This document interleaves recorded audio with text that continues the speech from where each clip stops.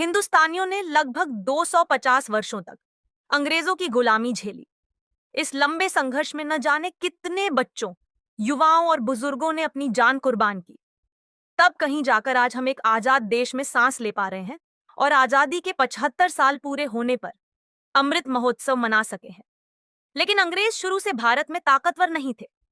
जब वे समुद्री रास्तों से व्यापार के लिए भारत आए, तब यहां मुगल साम्राज्य का शासन था और दूसरी ओर मराठा शक्ति भी अपने चरम पर थी। अगर मुगल चाहते तो अंग्रेज भारत में पैर भी नहीं रख सकते थे।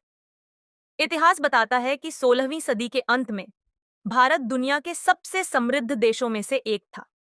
उस समय दुनिया के कुल उत्पादन का लगभग एक चौथाई हिस्सा अकेले भारत में होता था।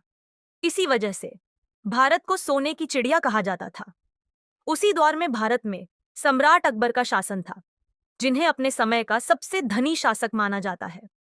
वहीं दूसरी ओर ब्रिटेन की हालत खराब थी। गृह युद्ध के कारण ब्रिटेन की अर्थव्यवस्था कमजोर थी और वैश्विक उत्पादन में उसकी हिस्सेदारी सिर्फ 3 से 4% रह गई थी। भारत की अपार संपदा की खबर जब ब्रिटेन पहुंची, तो साल 1600 में 200 ब्रिटिश व्यापारियों ने मिलकर ईस्ट इंडिया कंपनी बनाई। महारानी एलिजाबेथ प्रथम ने भी इस कंपनी को समर्थन दिया। साल 1608 में कैप्टन विलियम हॉकिंस गुजरात के सूरत पहुंचे और बादशाह जहांगीर के दरबार तक पहुंचे। शुरुआत में जहांगीर ने पुर्तगालियों के दबाव में अंग्रेजों को मना कर दिया, लेकिन बार बार के प्रयासों और व्यापारिक लाभों के लालच में आखिरकार अंग्रेजों को व्यापार की अनुमति मिल गई। इसके बाद अंग्रेजों ने सूरत, मुंबई, मद्रास और पटना में अपनी फैक्ट्रियां स्थापित की।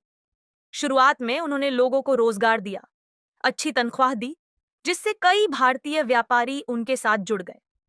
लेकिन धीरे धीरे व्यापार के साथ साथ लालच भी बढ़ता गया। अंग्रेजों ने भारत की सत्ता पर कब्जा करने की योजना बना ली।